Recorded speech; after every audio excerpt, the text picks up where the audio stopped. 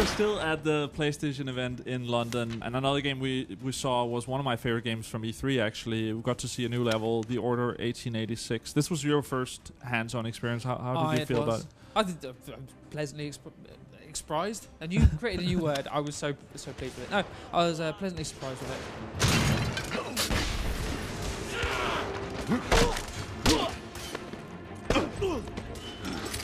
it. You know, I've seen the gameplay demos. I've read all about it. Getting hands-on with it, it's better than I thought it was going to be. Yeah. So can't really say anything better than that. I'm actually looking forward to it now. I, Nikola Tesla, am but a mere instrument in this time. I find myself in strange company. I think one of the things to stand out first is how gorgeous the game is. Yeah, especially at the beginning because the level that we played opens up with you kind of rappelling down the side of an airship, and it just looked like a cutscene. Yeah, the visual fidelity is really impressive. Yeah, it sort of reminds me of Uncharted, the way it sort of naturally goes from cutscenes to gameplay and gives you that very cinematic experience. Keep moving. We have to find that second device. All right, and so the level we saw, as you said, was on the airship. On a big Zeppelin. First part was very, there was some stealth, a lot of cutscenes, some quick time events, sort of mini games, and then the end opened up more to more sort of what I played at E3, which was more action.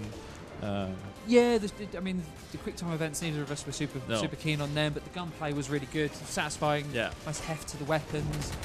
We didn't get to play with your favourite incendiary guns, but we did, we were firing off rifles and machine guns. Yeah, that was a cool the sniper There was a real nice sniper sequence. Yeah. I mean, there was a few takedowns, and they were quite brutal. Yeah. More brutal than I was expecting, certainly. And once you got kind of through those sections and then into the kind of the more open areas where you had a bit more kind of agency to kind of make your own way through, it certainly perked up. And, there were some real nice moments in there, moving through the kitchen and popping off headshots and stuff like that. It was good.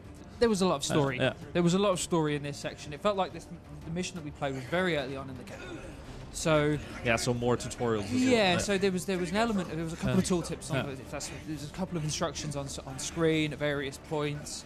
There was a lot of story. There were some cutscenes. It felt like we were still setting the scene, and you kind of expect it to be a bit more prescriptive when you're going kind of through those early stages. If they find that balance that you're talking about and kind of strike a nice balance between loads of really interesting open areas with players given the option to go different ways, then they could be onto something really good here. Anything you want to add other than they should go read your preview for more details? No, that's pretty much it. It was coming out early next year, isn't it? In February. Yeah.